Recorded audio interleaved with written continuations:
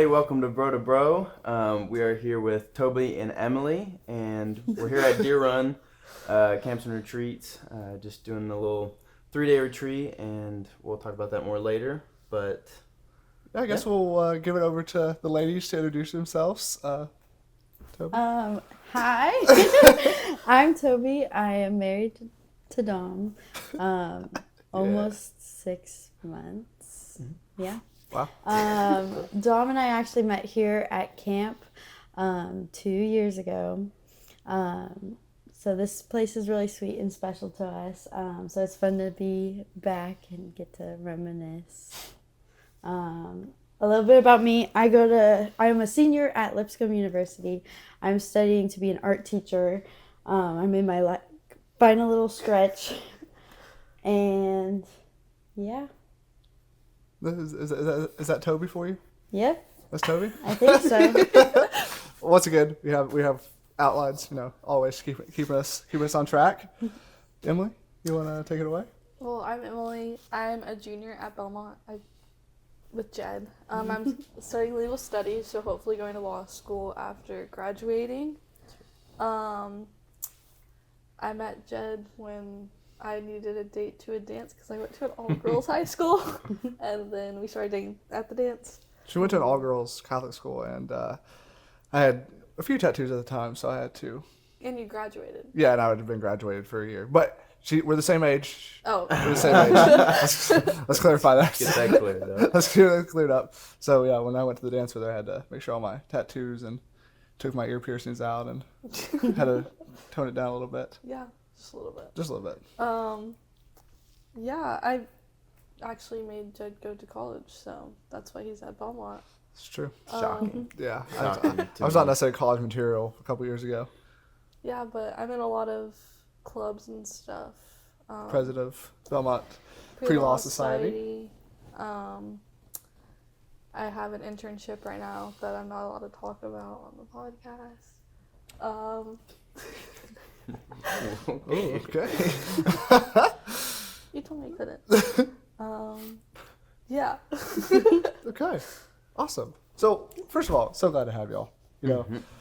Ever since, I think y'all always kind of put up with Dom and I's crazy ideas, and this has been a crazy idea that's been awesome so far. So Crazy idea, like 100 or something. yeah, I mean, it's ideas. It's a lot. We've had a lot of crazy ideas. I mean, last night we were trying to do Dancing with the Stars backflips in the living room. I could probably actually link the clip in that. Mm-hmm. It's actually pretty impressive. But yeah, anyways, so thank y'all for always putting up with us, first of all, and thank y'all for being here and being able to come on the podcast. I know this was a bit out of y'all's comfort zones, to say the least. Poquito. So I think to start the conversation, like, y'all are both 21 years old, and I think there's expectations of being 21 today's time. What do you think? What do you think those expectations kind of versus realities are? I mean, like, as a college student, everyone goes out and parties. And, like, I have never been, like, to a party besides, like, this semester. And it was one party, and I, like, hated it. I was like, I don't want that. Like, this is weird. So, like, going out every night and partying, I know a lot of people I know every Friday they're at Vanderbilt at the frats, and I'm just like, no. Yeah. I'm more of a homebody. I would say when I'm thinking about like where I was going to be at 21, I often compare to my mom, and my mom already had started a family at 21. She married my dad when she was 18. So I kind of relate to like, oh, I'm behind. I need to start my family already, and I need to do all these things. So I would say my expectations are a little different than I guess the average 21-year-old. But yeah, I don't know. Do you think like social media amps those pressures up? Yeah. I mean like, everyone's like posting like with their little red Solo cups, and they're like, party, like every Friday night. I feel like that's very like, oh, I'm missing out. Oh, I don't have enough friends to go out to partying. Or I don't have like, or like in Toby's situation, oh, I'm not married yet. Oh, I'm like, I don't have babies yet, or something like that along those lines. So like, a lot of like like our phones are always there, social media is always there. You just open it, and like you're trying to escape from the world, but you're not actually. That's true. That's a good point. I wasn't really thinking about it that way. Yeah, I mean, I think like even for males, I think there's a big pressure on social media. I mean, 100%. Yeah. you can talk a lot of. I wasn't really thinking about this when we were talking about this before, but like, especially for me, like, I feel like even with this like podcast, I'm like, I don't need to do my full-time job. Maybe I can make it somewhere else. Maybe. Yeah, I think podcast does promote a lot of unrealistic expectations a lot in jobs. I mean, like, there's such a the 1% are big name influencers. Or like everyone's like put together on social media. Yeah. Like they're putting out their perfect life, but like you don't know what's going on. This is not the case whatsoever. Yeah. I think like I said, I mean, you see, I don't know, well, I mean, Joe Rogan's a bad experience because he's actually been an established name for a long time. But think about somebody like, I can't think of any podcasters at the moment, but like just streamers too. Yeah, anything like any of those things that like blow up. I mean, again, that's the top 1%. Yeah. I mean, that is not the reality for everybody. And I think like that's a hard thing for like people starting out. It's like, if you're realistic, you're like, well, that's not necessarily going to be me. Yeah. Or man, my first video didn't get 500,000 views. Yeah. I think social media just creates such unrealistic expectations for whether it's about careers, whether it's about body image, whether it's about any of that. It's just, it's a very dangerous thing. And like you said, I think a lot of people use it to escape, but it's just you're not escaping from anything that's actually doing more damage to you. Mm-hmm. I guess talking about careers. Y'all are both in college. Mm-hmm. What career? You said you want to be a lawyer, obviously. Yeah. You want to be An art teacher. an art teacher. Yep. What do you think like are those career pressures as a woman in 2025? I guess law is so male dominated. Not to get off feminist for a second, but it's very male dominated. So like, I know there's a lot of people who've worked, and they've been like, "Oh, you're a secretary," so kind of like that type of pressure. But also like right now for me, a lot of people are doing internships, and like yes, I have one, but this is my first internship, and it's not law based whatsoever. So, it's very different because like I've talked to past presidents of Belmont Pre-Law Society, and they've had like a whole plethora of internships, and I'm like, I'm a junior, this is my first one. I'm only planning to have summer internships because I have a full load right now. So like that's the type of pressure, like, oh, I need internships to get into law school, but right now I don't have internships, so am I not going to get into law school? I think law school in general is a daunting thing. I mean, you like, I know your TikTok For You page is all about these lawyers, LSAT lawyers, and it's just, I mean, it's something that, again, it just reiterates like, oh, am I good enough to get that? Like, all these people that have passed the bar and stuff like that and started the career, like, am I ever going to get to that point? Especially like when, I mean, right now where, I mean, for both of y'all, where it's like, y'all are not in your careers yet, you're almost done with college, and it's like, am I ever going to get to that point? Yeah. I think for the most part, I mean, college flies by for the most part. Yeah. I mean, feels like just. I've been here for a yeah, while. Yeah. Might be a little different. Yeah, I mean, your journey's been a little different through college, but Yeah. like for the most part, I mean, it feels like just the other day I was a freshman at oh no, your necklace at Welcome Week at Belmont, and No, literally. now we're going to our last semester junior year.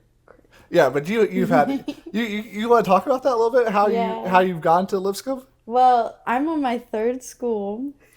So I started in California, fresh out of high school, went right into a private Christian college, came back for the summer and met Dom. And so I did not end up going back to that little college in California. That's the power you have. Why didn't you go back to that college? What is I it? fell in love. I came back, which it all worked out, and God had a plan for it. It did.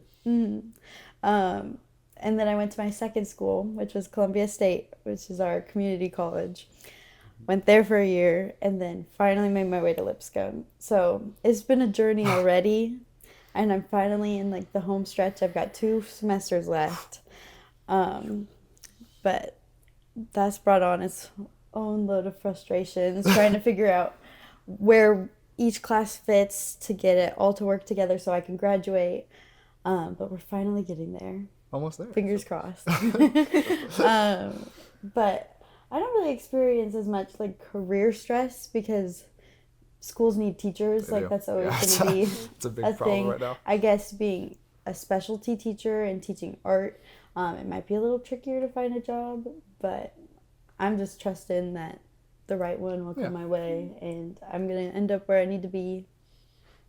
And Yeah, I guess careers are kind of different for like this side versus that side. 'Cause you guys are both going in, like, I don't know what you're imagining for a career, but Yeah. I know the field you're like going towards, and obviously the field you're going towards are very competitive and Yeah, absolutely. require a lot of build up before you even get to anything profitable or beneficial. Yeah, absolutely. We kind of just can like there's needed. Well, yeah, so I mean, you guys kinda are hop you're all in. both in professions that are highly needed in society. I mean, there's never going to be a time where we don't need firefighters, Yeah. and there's never going to be a time we don't need teachers. I mean, those are 2 essential jobs. Not that we don't need lawyers and No, but I mean, it's High stakes. yeah, y'all. sports broadcasters or Well, whatever. no, the goal is to go into do PR stuff for a sports team, and that is a highly competitive field. And I think kind of going into that career stress, like there's such a small market for that. Like you have to have a master's to stick out. You have to have have great grades in college to make that stand out. And I think college, as we've talked about before, is just like such a scam in the fact like you don't go to college necessarily just for your major. Like I'm horrible at math and I'm suffering through math class. And that's going to affect my GPA, which could affect me getting a job. Even though I'm never going to even. Your GPA doesn't matter. Not necessarily, but getting like for you, math, getting like In my biology class. if you have a bad GPA, you're not going to get into a good law school or a master's program. Yeah. And I think like that is, like I said, it's just such a bad thing because I'm not going to need to know how to do math in my profession, hopefully. Yeah, so not. Let's hope not. We all know my math skills, but I think like that's where college is just so stupid. Like, I'm not going to need to know how to do biology or math, but You can, they talk to that, probably. Some of that. yeah, I mean, you're going to be an art teacher. It's not you're not going to need to know how to do. yeah, we were just going over my like class record, and I have 12 classes that are not counting towards my that I've taken and I've paid for. Yeah, I was that gonna are say not even going to that's what the point I was contribute on. Like, you paid for those classes to me graduating, Like, And people And I at did some well point in. said you needed that class for something. and that's why anymore. I'm a semester behind. yeah, but it's just like, I mean, you're paying for those classes for something you're not going to use, and then you get behind in those classes or they hurt your GPA, and then that hurts. It's just college is just such a. But moving on from that we could rant about that for a whole podcast. And I think we kind of talked about kind of the next point we want to talk about is like feeling behind. Like you talked about how I think feeling behind is something that you talk about. We talk about a lot. And then, like I said, obviously, I mean, again, it kind of piggyback off what we talked about before. But like feeling behind, what is that for you? What is that? What is that feeling? Sad. I mean, like, okay. Listen. Listen. We know a lot of people, and they're all engaged. They're all engaged. Jen and I are the last people to get engaged. Sure. That's true. So it's sad, but I know I need to graduate college first. Maybe graduate law school first. 25 years. I'm joking. But yeah, it's just like opening Instagram and seeing that everyone's getting engaged.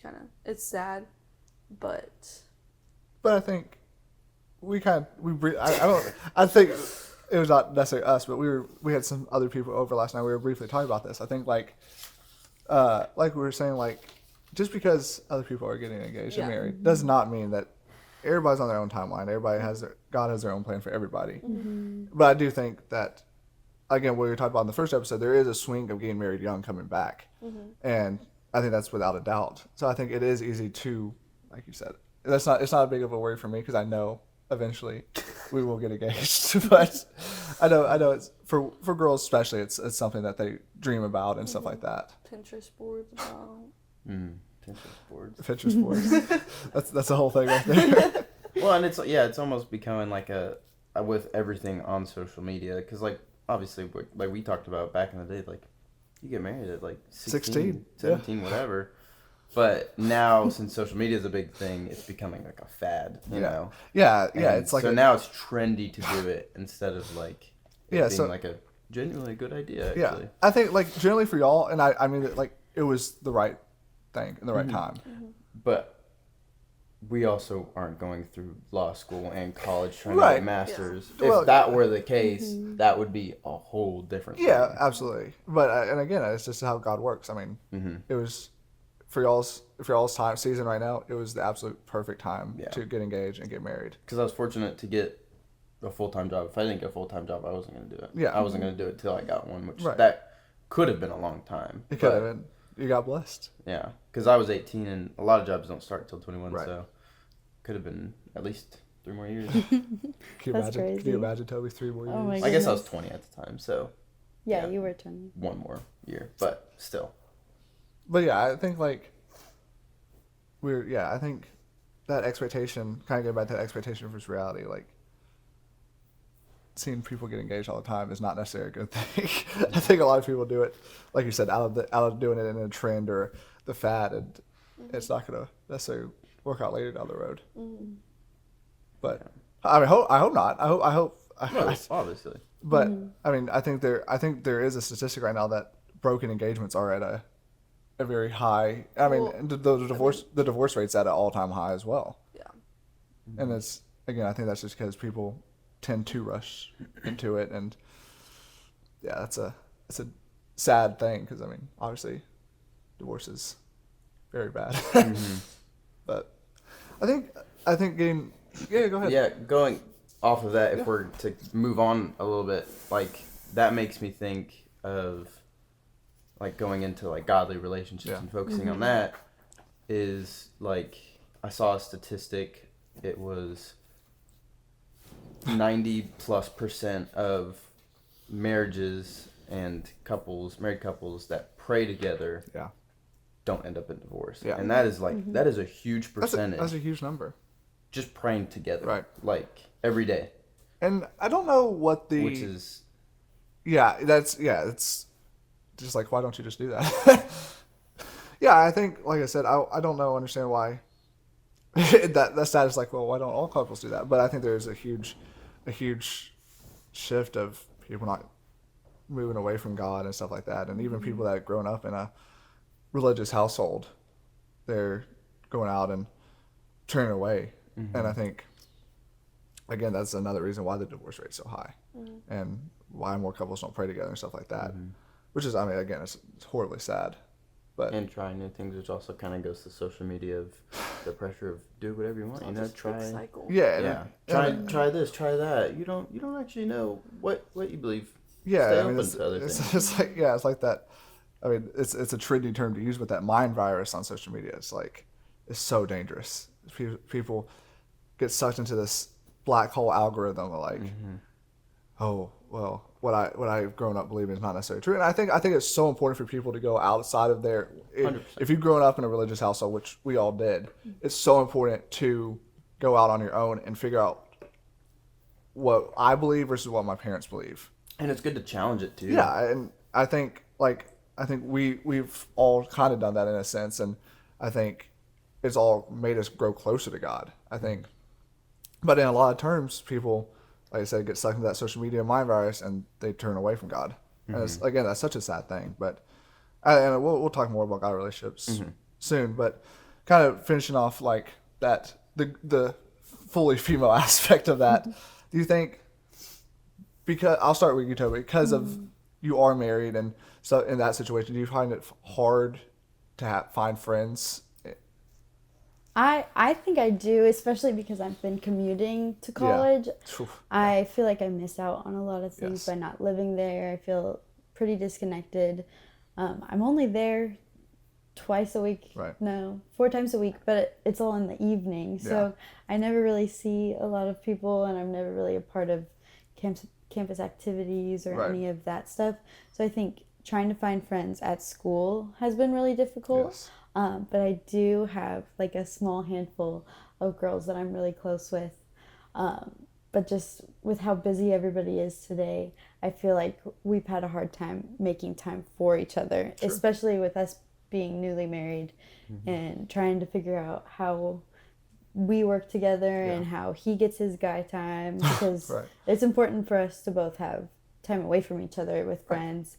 And we recognize that. But I think that's been something that I've been trying to figure out is how am I intentional with my girlfriends away from my relationship with Dom, because we have couples friends and we hang out, Right. but like finding one-on-one times. Yeah. It's a hard. I mean, I think, and it's a battle that we've talked about many times. I think the y'all going to like church in my local and stuff like that it's a good outlet to find friends.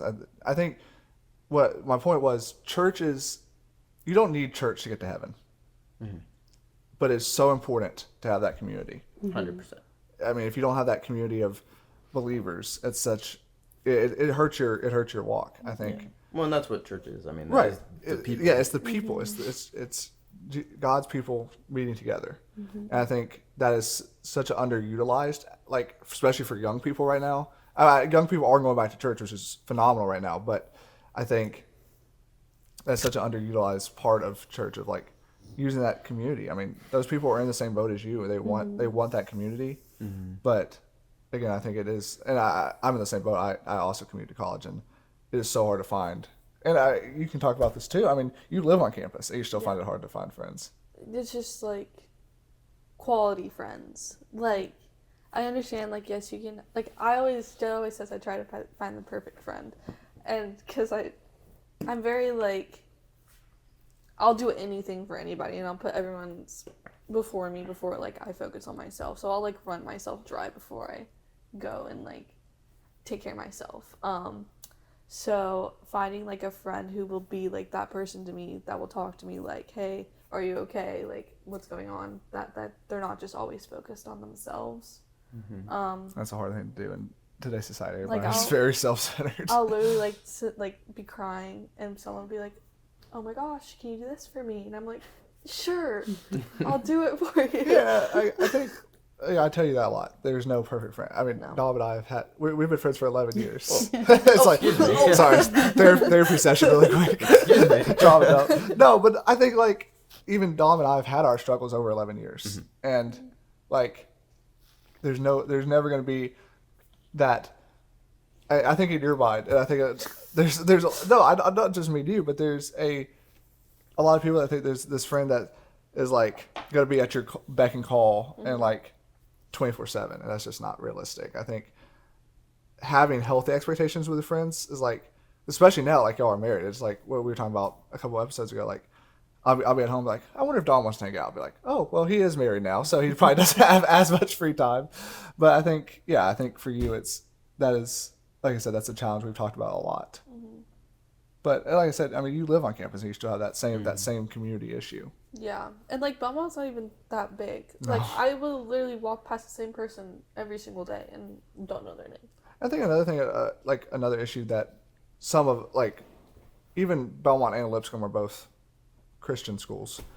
I think Lipscomb a little more so than Belmont, but still it's still kind of that's a loose term I use. But I think values cause an issue to find friends. Yeah. Especially like, I don't know how to explain it, but I think like my personal values, and I think a lot of our personal values, it is hard to find friends. And I'm not saying you have to have friends that match your values, but it does help in a friendship. And I think that's why you and I have been so successful, is because we do have very similar values. Yeah, it's weird seeing that, like, for you being on campus and being surrounded by that, like, constant, even at a Christian school, like, sorority type vibe, and then, like, you're just kind of, like, stuck in the middle. Like, you're not at school enough to, like, really develop relationships at school, and then the friends that you have that are not in school have jobs or have other things going on, so you're kind of just, like, getting tugged both ways and not really having a lot of time for both, and the timing's also kind of offset, which is kind of challenging. And I think another thing, like I tell you a lot, is having friends is a two-way street. Like, you cannot expect. I think some of the issues for you, like, you're only giving a lot, and you're not getting anything back from some of those people. And I think to have a successful friendship, it has to be a two-way street. I mean, you have to give and take.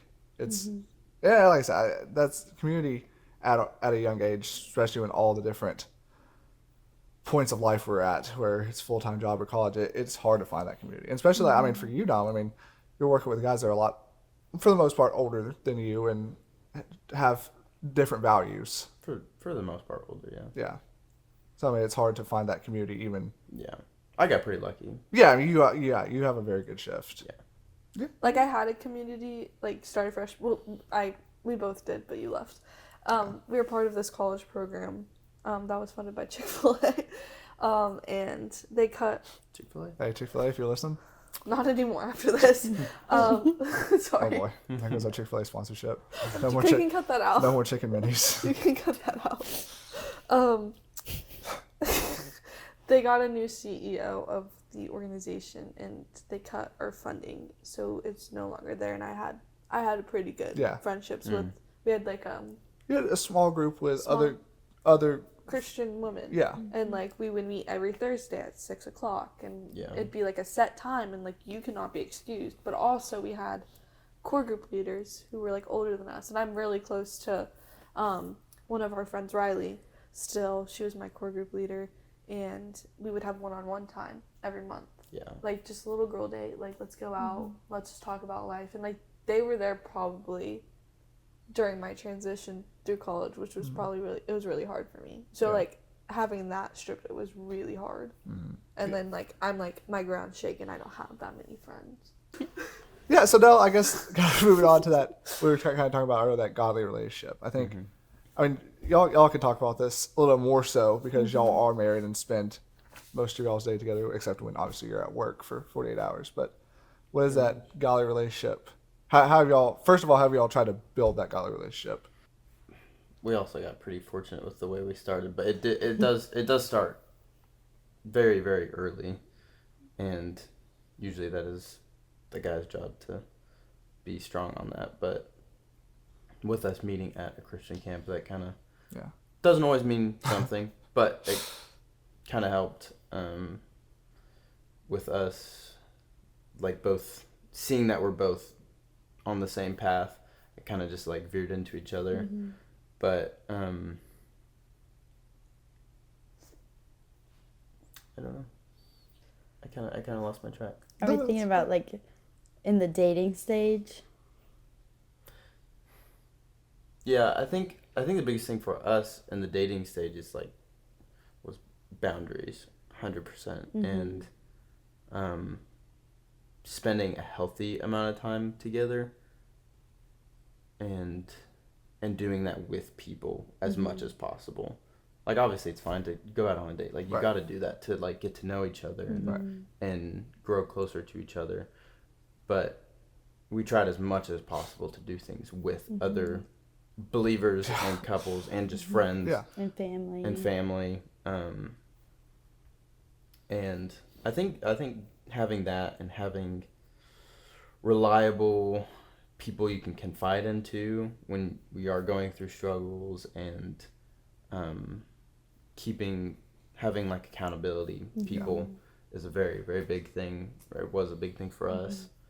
Boundaries are so important. very important. Especially I think like with like we were talking about getting married earlier is becoming more of a thing, and I mean obviously it's no doubt when you're younger you have stronger emotions and stuff like that. So I think boundaries are so incredibly important. Yeah, and it's biblical to like Yeah. join earlier in Yeah. marriage and like do that young. And it's better to, what's the verse? I don't want to butcher it. It's better to get married young than to burn with lust. Yeah. And I think that's very, the guy that I was talking about, Agape, the energy drink guy, that's what he was. Hey. Shout out Agape Energy. Hey. He was talking about that, and because he's 21 and got married at 21, and so I think that's a part of the shift in Christian culture is being more, I guess, more comfortable with doing that and trusting that that's what the Lord wants. And we kind of knew that, like, it wasn't like we've only known each other for 2.5 years, almost 2.5 years. And so, do you think? I can't think what that verse is off the top of my head. That's gonna drive me crazy. But regardless, do you think some people use that verse, like I said, to get married young to prevent lust, but are not necessarily ready to get married, and that also causes issues? definitely, yeah. I mean, No, I'm not suggesting not that. us. No, I get. No, I'm not suggesting y'all. that. I mean, just like anything in the Bible, I think it's twisted. People twist. Yeah, people take out context. Anything to their benefit, and will do that. I think a lot of it too is like how you prepare for your marriage, because during the engagement you're planning your wedding, which is a big thing, but you also need to be intentional about preparing for marriage, and putting habits in place together, working on your relationship one-on-one with God so that you can strengthen your relationship as a couple. And I think a big part of that we did kind of goes along with accountability, but we did premarital counseling with... Shout out Drew and Lindsay. Yeah. Hey, we're getting a lot of shouts in this episode. Lots of shout outs. With our pastor who also officiated our wedding. And we would go to their home and we met with them and we talked about setting ourselves up for a healthy marriage. They were talking about some uncomfortable things, but it was so important for those uncomfortable things we talked about before marriage. That was so beneficial for us, especially having a role like good. Not that we don't have like in our own parents good role models, but having ones that are not too much older than us, having like really good role models, good parent role models, and good husband and wife to just like look at and that really lay it out well for people to see. That was super beneficial for me, especially in like Drew, the pastor that officiated our wedding and did our marriage counseling, being able to see and be with him a lot with church and stuff, being able to see him model that, and then learning from him was super beneficial for me. And I think for you with Lindsay too. Yeah. But I think it does look a little different for us, obviously, because we're not engaged in marriage yet. But I think we do try to do things that, like, obviously boundaries are a huge part of that. I think we spend time with my family a lot, and some time with your family, and then I think that's a huge boundary that, like you said, is super important. I think the biggest struggle we have right now is trying to find that community, because like I said, we've tried a few churches, but nothing that's really stuck. And I mean, let's be completely open. You came from a fully Catholic background. Yeah. I don't mean there's nothing bad about that. I think that's awesome. But now we're trying to find a church that works for both of us. And I think it's hard because you live 20 minutes away, and like you living on campus, and then it's like on Sunday, the one day I don't have to drive to Belmont, which is 25 minutes. I don't want to drive to Nashville again. Shout out to Way. Yeah. You actually have found a decent church, a very good church, and again, hopefully. It's just hard because you live far away. Yeah, it's like I said, it's just like the last thing I want to do on the one day I don't have to drive to Belmont, is drive back to Nashville. But so I think that's something that a struggle that we are currently working through and trying to find where that church is. 'Cause, like we've all tried to go to church together at a church, and that was a great experience. But it's at least that church. It's a very big church, and I think to find that true community, it's hard at a big church, and so I think that's really kind of the struggle we've been in right now. But well, I mean, what are some other steps we do to? I mean, we talk about God a lot. Yeah. Like, a lot. Yeah, I mean, I think we We have a lot of deep conversations. we have a lot of theological conversations. Some debates. Yeah. Because I do, like, have some different... Coming from a Catholic background, there obviously are ideals and some stuff. different. But I think we all have been working together to, even though we might believe something kind of differently, but find that common ground and... Understanding, like, the true purpose of it all. Yeah, I mean, at the end of the day, all I care about is your walk with Jesus. And all I care about is my walk with Jesus. It doesn't... I mean, different views of different interpretations of stuff in the Bible, that doesn't necessarily matter. It's like, as long as we believe that that Jesus died for the cross on our sins, I think that's the most important thing. But again, I think we could learn a lot from Dom and Toby as we transition to the next step is eventually. I think And can learn from mistakes but I think y'all handled that we make. I say. right. No, exactly. I think truly when I think about that transition between dating to engaged to married, I do think of y'all. I think y'all handled it very well. Because I mean, truly, y'all both lived at home with your parents before. I mean, y'all literally went from living at home with your parents to living with each other and I married. never lived with anyone. Yeah. Before. First roommate. Yeah, so I mean, that in itself is a huge challenge. So I think, truly, I think y'all's. I didn't mean to nod that hard. Y'all's transition has been very, like I said, a good model for how I would like that transition to happen eventually for us. In 25 years. In 25 years. I'll be dead.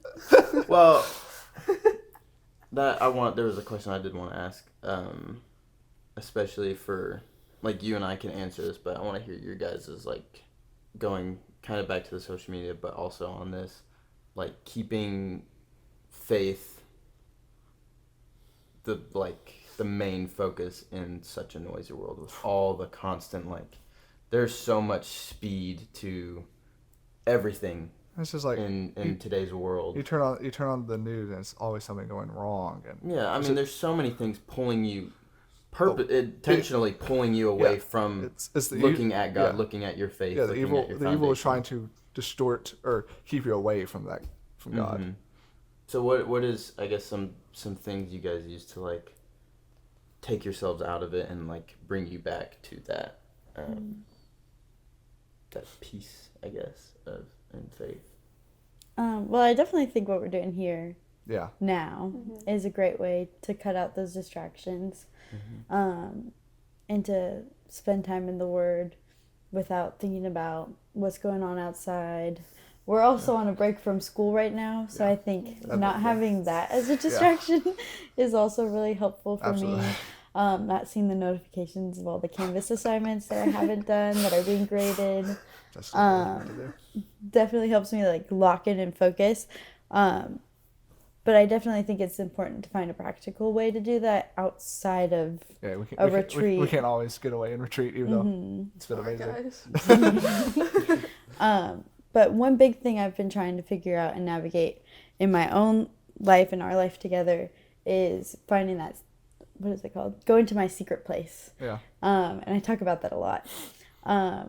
But trying to find time where it's just me and God and not me and Dom and God, because I think we're really good at doing that as a couple, and you're really good at doing that, just you and him. But I think that's where I kind of struggle, is trying to, like, waking up and first thing in the morning going to him and not going to my phone. Yeah, that's a huge challenge. I probably struggle with that more than you, though. Really? I don't know. Maybe. But one thing we've been trying out this week is we haven't had our phones in the room that we're staying in, and that has helped a lot with eliminating that distraction as a first thing that I go to in the morning, and instead I'm going to my Bible and I'm going to my devotional and I'm praying and I'm doing that first. And I think that is so important to set your day up for success. Instead of just waking up and seeing however many whatever that is on social media. And like he's talked too about like the science behind it and like what it does to your brain, like waking up with. I also have an alarm problem with my phone where I set way too many and I snooze way too many, which is a whole other thing. But talking about like the importance of sleep and the quality of sleep you get and how that can be interrupted by even how you wake up in the morning and what you go to first. 5 seconds, just opening that first, just like disrupts a lot of it. Yeah, I mean, it generally hurts the rest of your day. And that happened. I mean, that happened to me this morning. Like I was like, all right, I'm gonna keep my phone in the room just for an alarm, and I went to reach for it. I was like, oh. Yeah, I got stuck. It's such a habit. I mean, I think like, especially like, I don't know necessarily for you and I, but like, or y'all too, but I keep the TV on while I sleep, and you watch cartoons while you sleep, and that's there's probably some deep psychological stuff behind that why we do that, but I think like it's so hard. I've been trying to in the morning, like when I wake up briefly like at 5 or 6 a.m. turn on my TV, and then going back to sleep, and then but still it's just so hard. I mean it's such a habit just to reach for the phone and see what's happening in the world. But I mean, what are some things you do? Well, I get a lot of fear mongering on my TikTok, a lot, and it makes me like really anxious. So I'll literally just delete it and just like remove it completely. But I don't think that's like really good. I think that's a coward way to do it. No, but I think it's good. I do that often. I think you do a very good job of deleting social media when you feel like that. Again, that fear mongering it's that evil just trying to keep you away from God. I think you do a very good job of. Sometimes I'm like at 3 just scrolling and I'm like, Jed, help. Yeah. But the amount of times I've said that and like we're on the couch and I'm scrolling or something, I'm like, I'm stuck. Get me out. Yeah, I need help. Like, I mean, I think for both of us, probably for all 4 of us, that's something that I like staying up way too late, like because I'm scrolling on social media. Again, that just sets you up for such bad sleep and a bad day once you wake up. Yeah. But again, I do think that there is a lot of wisdom in when you feel like that overwhelmness of anxiety or whatever, just deleting that. And that's a hard thing to do. Yeah. Yeah. What are some other ways you do it? Like when I'm doing schoolwork and stuff, I'll make sure that I play like instrumental worship, because it kind of like keeps me focused. And like going to like Catholic school, we've always like put like a little cross and put J and M, like Jesus and Mary. So like kind of like at the top of our paper. Sorry. I didn't know what you were talking about. Sorry. And kind of like that's kind of like you're doing, like we've been granted like this amazing gift of knowledge. Like we're not like the squirrels that are outside right now. Like a lot of squirrels. Like we're granted like the knowledge. We have a soul. Yeah, and so like using that, and like God can help you like with your tests, like help me remember all the stuff. Yeah, I mean, it's again, I can't. My verse pulling is very poor this morning, but God wants you to talk to Him about everything, not just about the things you. And I think that's a big problem that I have is like just asking God for things I need and want more importantly, really want, but talking to Him about everything. Yeah, I mean, He can relieve anxiety about that test, and stuff like that. I think the big pressure we put on ourselves too. I think we put way too much on ourselves. Yes. And this kind of keeping on the full circle thing. There's so many people that are like, you gotta worry about you. You choose your own destiny or whatnot.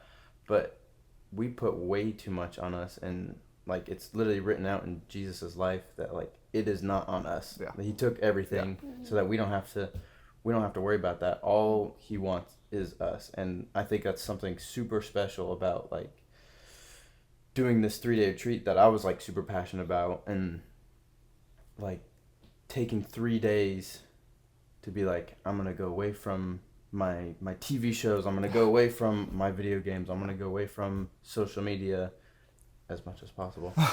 But I'm gonna retract myself from that, and I'm going to give 3 days to you. And he acknowledges that, and he will bless that. And you said something this weekend that really stuck out. We were talking about hopefully a future guest, and you were talking about how it says in the Bible, "Come as you are." Jesus is going to find you where you're at. You don't have to get to a certain point to find Jesus. And I think that, like, talking about that pressure, I think so many people feel like that pressure of, like, I can't go out and this is something I struggle with a lot. Like, I can't go out and spread the gospel because I don't live the gospel. I struggle to, like, I don't live the perfect life. So how can I go preach? And I think that's that pressure. You don't have, God's going to meet you. Jesus is going to meet you where you are. And I think that doesn't mean God asks us to go spread his word.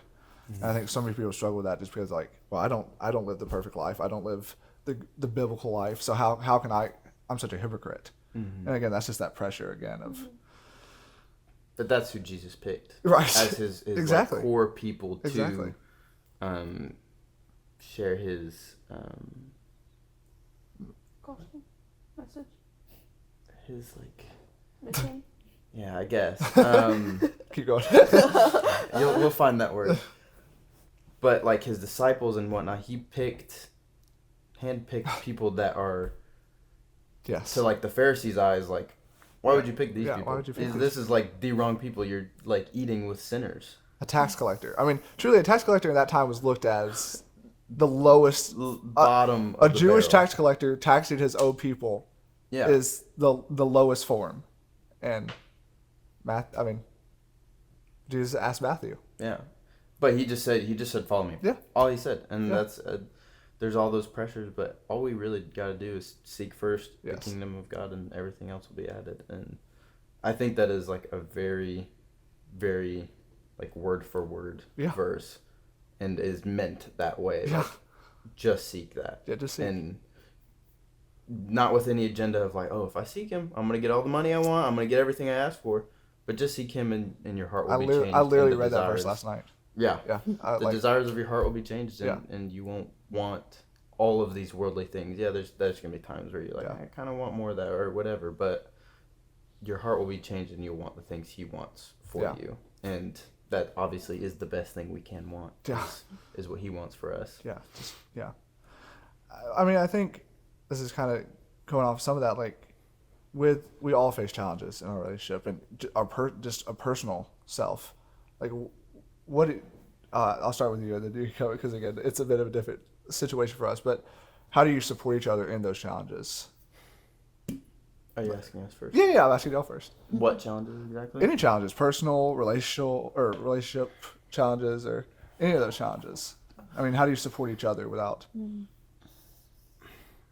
I think I do a good job. I don't think I always do a good job in the way she needs it, but I try to always like point her to scripture and point her to prayer and quiet time.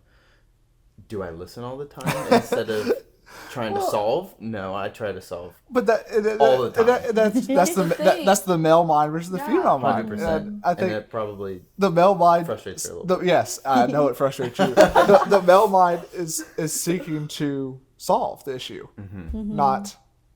Yeah. And I had this phrase that I learned, and I would tell her, I'd be like, do you want me to listen, or do you want help with this? I don't remember exactly what I said, but it's that. And then if she would say listen, I would not listen. I would just try to solve it. Yep. And that phrase, that one's never worked for me. I just always go into solving mode. I think a big thing also is patience, and like if we're frustrated with each other, like patience is a big thing. It goes a long way. Especially when we're learning how to live together and we're learning like more and more about each other every day. I think just trying to be patient and I don't know, Being slow to anger. Because it's always better to not say anything at all if you're in that state. Yes. Because you will say things out of anger, and very much regret it. Not even mean to say it. No, Like, it's, it's just, yeah. sometimes you just need to be quiet and step away and De-escalate. yeah. And I think something we do, not all the time, but it's like I said earlier, just prayer is together is so important because it is hard to pray and have like an angry heart. Like you can't do that. But like if we're praying together about something that we are struggling with each other, it's very hard to like hold a grudge on that when you're praying. Yes. Especially if you're praying to let go of that grudge or that frustration. Right.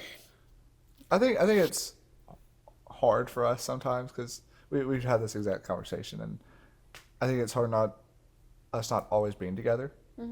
So like, or like going like days upon days without seeing. yeah, I mean it's just the season we're in. We're just not always with school and everything and living apart. There's some days, multiple days at a time where we don't see each other. So dealing with those challenges or issues that we might have, either personal or relationship, dealing with those over text is just not a good. We have found that is a hard thing to do. Like I'll be like whatever I might be doing, whatever you might be doing, like there'll be a challenge that comes up, and try to remember just take a break, wait till we can either see each other or talk on the phone. Is a big way that we've tried to help each other in those challenges, because do it over text is just such a you can't Because read you can't read the tone. yeah, you can't read tone on text. Like I think you're being smart, but then you're actually like concerned or something. yeah, I text very dry, I think. I worked really hard not to be dry when I text. He used to think I always like we would be texting like, and he always thinks I'm mad. Man, you always say okay, man, and I That's just what take that. It's okay. I take that as a okay, man. And I'm like, whoa, what did I do? Man? Yeah, and it's like he thinks it like that. I'd be like, okay, man. Like, and I think that's again, it's so hard. You can't read emotion over text. Just voice memo, man. Yeah, you know what? That's what I'm gonna do. do. Okay, man. But no, but, Exclamation point. yeah, I need to start punctuation is something I'm trying to learn how to incorporate. I obviously I know, like when you're texting me mad, it's going to be a period at the end of each text. But no, I think that, like I said, that trying to put that anger aside for a little bit until we can either talk on the phone or in person is a way we've tried to at least approach those issues. Quite recently, we set some more boundaries. Yeah, with more some boundaries stuff, of like try not to like if you're playing video games and Yeah. we're arguing or we're having something, like cap it the video games at 30 minutes so we're not like waiting and like the anger built up. Yeah, not like just like.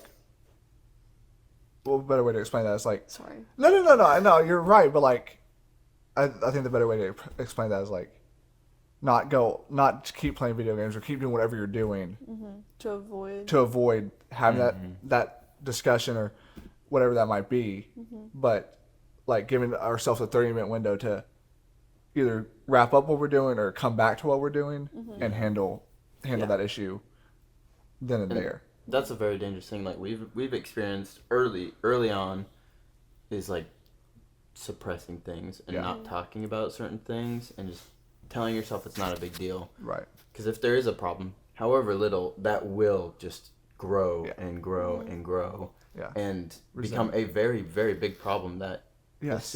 either just like a super easy issue to solve, or if it was solved in the beginning. just wasn't a big deal to begin with, and you just let that fester. that resentment grows, and it's a very dangerous thing. Noah Hernan. Huh? The yeah. A Godly Relationships. Yeah. I think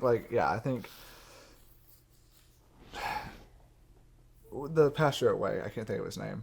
Noah Hernan. Noah, okay, sorry. Sorry. I thought you were talking about somebody else. No. He had a sermon recently about having to fight in a godly way. Like how to fight right. Like it's an amazing. It's online. You go to church. You can talk about it first. You can give some highlights of that. Okay. Well, he talked about. I forgot a lot of what he said, but it's in my notes. Basically, like, if like I keep wanting to go to Target, this is the exact what he is, and like I'm just gonna go pick a couple things, but then I come back with a lot. He might get angry, but like, and then next time we go to Target, he's like, I don't want to go to Target, or like, oh, she's gonna buy this is a stuff. metaphor. This is not This like is I don't go to Target a lot. Like, oh my gosh, she's going to buy so much at Target. We shouldn't go to Target. And like, you're already mad going to Target, and then it just keeps building up, building up, building up. Yeah. But like, it needs to be like pickleball or tennis, where you're just like hitting the paddle back. Like, I don't feel comfortable that you buy so much at Target. Pop, and then you're like, he goes like, or I go, oh well, I'm sorry, I just get overwhelmed in Target. Pop back, and you're just like, I know Jed gets overwhelmed at Target. I do. It's very overwhelming.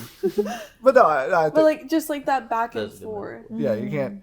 Yeah, you can't just assume. And he explains it much better. So. No, yeah, no, but I think this is something I've really struggled with. Is like, well, not necessarily I struggle with, but I've struggled to explain this, and I think this goes for a lot of men and a lot of women. It's a two-way thing. People cannot read each other's minds. So, I mean, there might be a small challenge, and the other person expects you to know what that issue is. In a lot of cases, you might have a problem with me. I have zero clue that I did something wrong, or you. A lot more on our side. Yeah, no idea. Yeah, I think men have a tendency to be a little more clueless to that kind of thing, and I think that's something that I've asked you to be like, hey, if you actually have an issue, talk to me, because I would say more than half the time, I don't realize there's an issue. I mean, I think that's a fair statistic.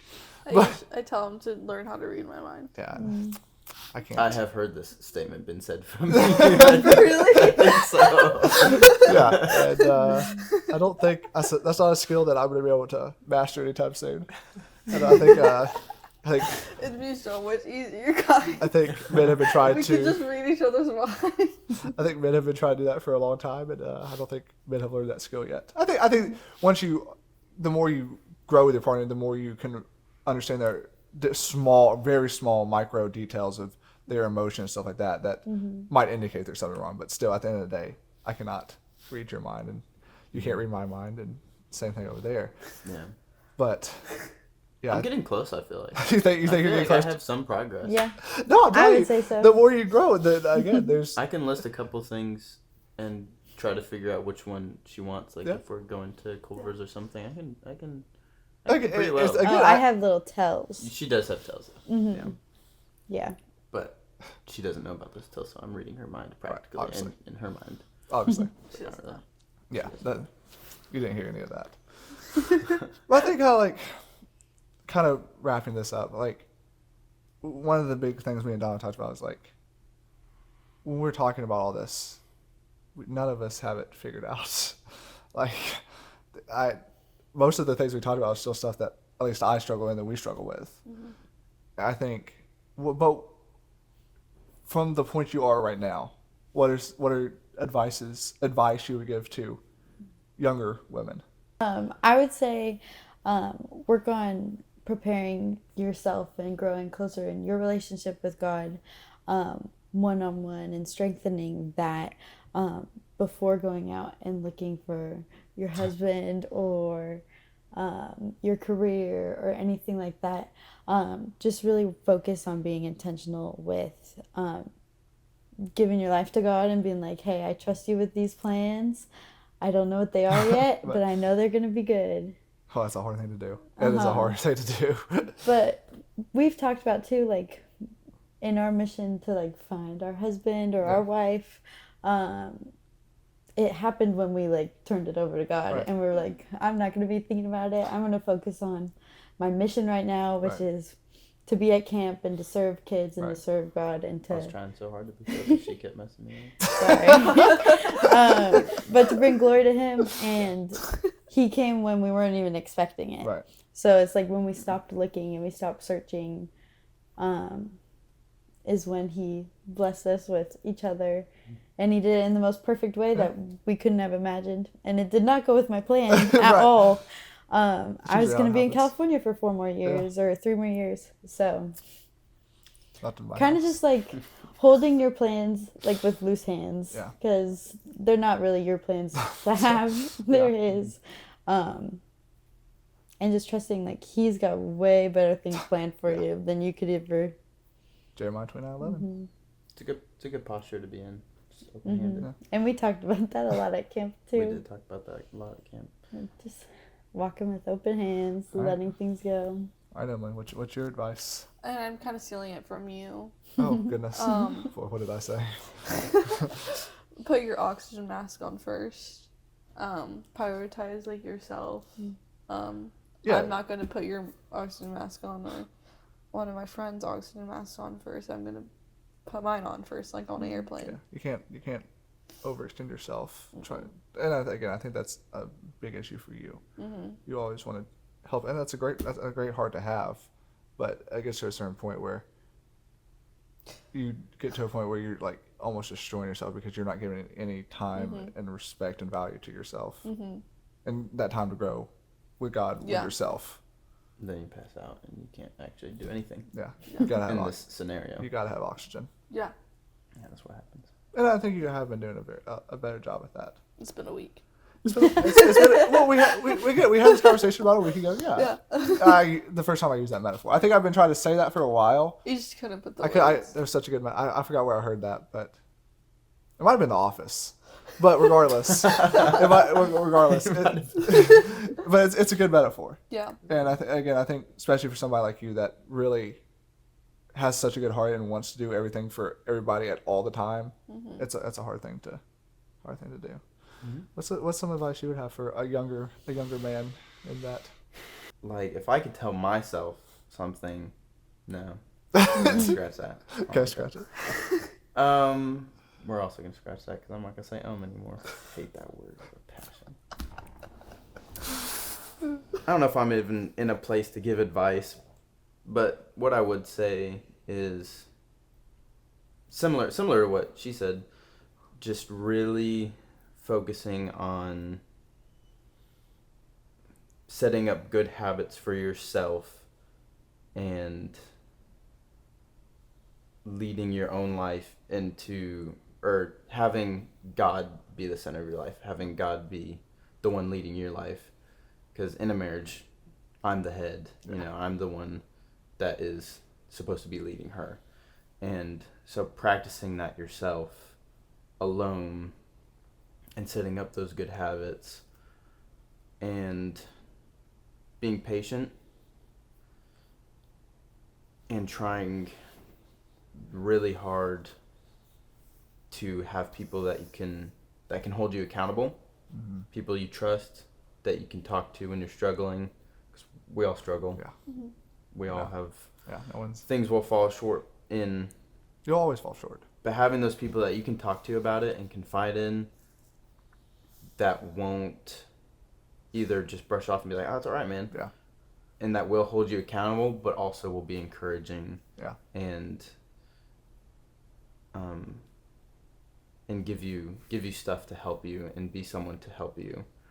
I think that is very important. It's just having that person. Yeah, I think it's kind of mine for the same reason. Like, I think it's a good thing to branch out and talk and meet people that might believe something different than you. But at the end of the day, the people that are going to grow you and you're going to spend the most time with are usually the people that share the same values. And so I think it's a hard thing to do. I think finding people that you feel comfortable to even talk about your values at first is a hard thing, but find that core group of people that you can have these kind of conversations with is so important.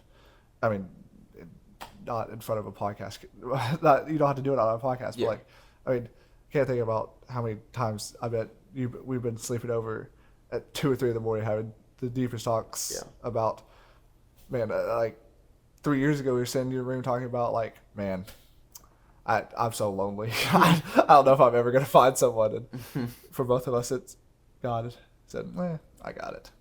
So yeah, finding that group that you can be completely open about or open to and not holding anything back is it's a hard thing to do, but once you can find that. And another important thing is fighting for your purity. Like, there's always going to be, your past is always going to be there. There's always going to be stuff you've done in your past, but that doesn't define you. That stuff's been washed away. That's washed clean. Fighting for becoming a man of the pure heart and just really, really fighting for purity Yeah. to that point when you get to marriage. You don't really have a lot of those, I don't want to say childish struggles, but you're in a good spot. You have a good foundation, and you're in a good place to lead. And you're not still like, obviously there's times like I'm still working on myself and working on us. Yeah. But being at a good point to where you feel like I'm not just bringing my problems and just using this to like escape them, you know, but I'm using this to, I'm at a place where I can still lead and be a good husband. And that's just kind of the trusted God's plan and having blind faith.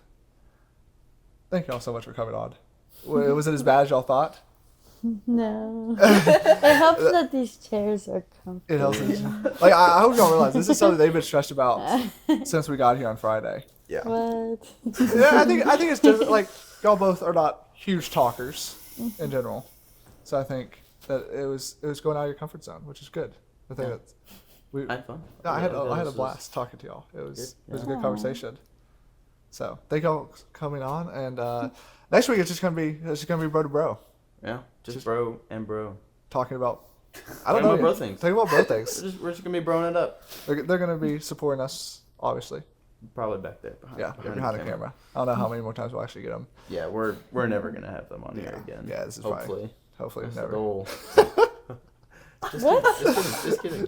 Thank y'all so much for watching, and we'll see y'all next week.